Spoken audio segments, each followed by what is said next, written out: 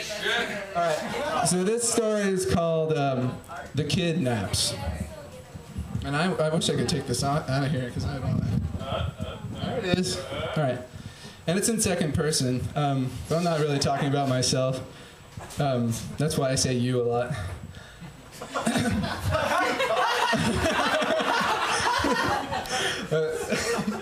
And it's actually weirdly like Zach's.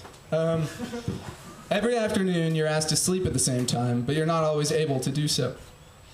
This was never a problem, not really, not for you, until the day you were told that you cannot be a creative person who creates things if you do not get enough sleep. A person who wrote books said that, and while those are not his words exactly, those are some of them. When it is time to sleep, part of you rejects being told what to do. Part of you rejects being told what you feel or what you think, what you can and can't do, that you are tired and need a nap, that you are hungry or are going to be. Part of you resents someone else getting to the thought before you or presuming to. But when you are lying down on your mat near one of the smelly kids, and they're almost all smelly kids, your eyelids drift nonetheless. Your mind is active, but your body slowly disappears. There's a spot of darkness. Your eyes must have closed. You think about how not tired you are, how hard it is going to be to get through the next half hour, unable to sleep. It's not easy to say why you can't sleep exactly, but there is a reason, you're sure of it. If the reason occurred in nature, you could point at it. You could show anyone and everyone through a gesture outward. But it is not a thing that occurs in nature. And at most, you are resigned to say that there is a reason you do not sleep, but not what the reason is. You do not because you cannot. When you're asked to sleep, you remember the man who wrote books. You remember him and what he said about creative people who create things. Then you're upset with yourself, more often than not, because you're not tired enough to want to nap, which means you're not tired enough to be a creative person who creates things. Someone like that knows when it's time to nap. To someone like that, it comes naturally. The one who tells you to sleep, for example, she might be one of those people, maybe. But to be honest, she often seems more tired than anyone, and she's never once napped that you know of. She swallows pinches from a small series of jars at her desk while clicking away at some card game on the computer. You tried to play the card game once, but the rules weren't clear. She wasn't mad when she found you there, but she asked you to join the rest of the class for nap time and not to use your computer again. When she talked to you, she used a soft voice. She looked tired and a little like a cartoon version of someone with a sad face. She did not look real, but she looked serious. Her voice was not like that of the man who wrote books, but what she said stayed with you nonetheless. From then on, you stayed away from her computer.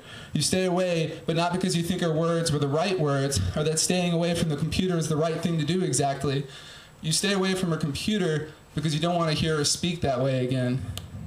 You don't want to see her face. You don't want to see that face on her again. Or if you do, you want to be able to look away and not be expected to look back.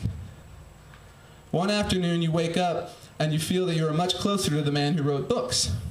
You did not expect to sleep, but you slept, which means you were perhaps a creative person who could create things, only perhaps you did not know it yet.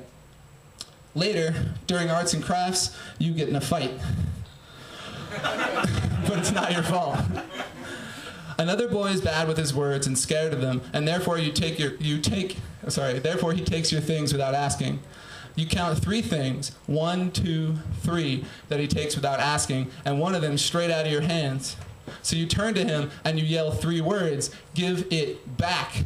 And he doesn't give it back, and he pretends not to hear, so you hit him on the back of the head. But you're scared, and so you soften the blow right before it makes contact. Still, he's knocked forward a little. The little water spills, yellow and red on the table. Watercolor fissures in the pale enamel work their way toward a wobbly house on a piece of paper opposite you, and a polychromatic mess beside it.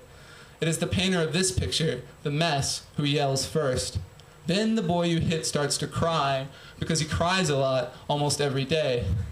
Then the girl who painted the house which is now melting, yells too for the teacher, and the teacher pulls you aside again and talks to you, not with sad eyes, but with mean eyes, and she tells you what you've done is wrong. And this sounds like Jin Gan's story, but it's not Jin Gan's story. What you've done is wrong. She tells you you're a violent person, and what you did was a mean thing to do. This is not the way you think of yourself. You are a creative person who will one day create things, and she does not understand this because she forces everyone to sleep at the same time, and sometimes you fight the issue, sure, but sometimes you fall asleep, so she probably definitely has the wrong idea about you. You do not like being told you are a mean person.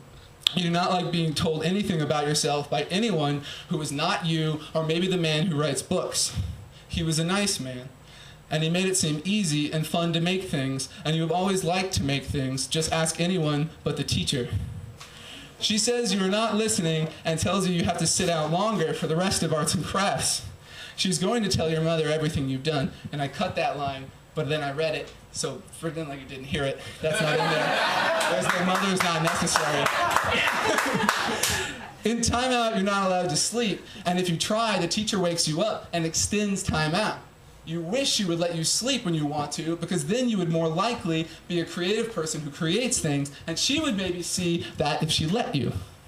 Instead, you have to sit quietly and not make things and not sleep and watch everyone else use your things, and the teacher eats more pinches from her bottles.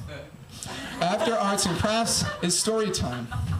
After story time, you will be asked to sleep again. Every time it's story time, you think maybe the man who writes books will come back, because one day he came, it must have been a few months ago, but you can't remember, and he read from a few books he wrote, and he showed a few pictures he drew, and all of it was pretty great, except for one or two of the pictures were kind of boring or looked flat, like your eyes wouldn't stay on them, but just kind of slid off like they were covered with oil or ice. And then he told you that you cannot be a creative person who creates things if you do not get enough sleep.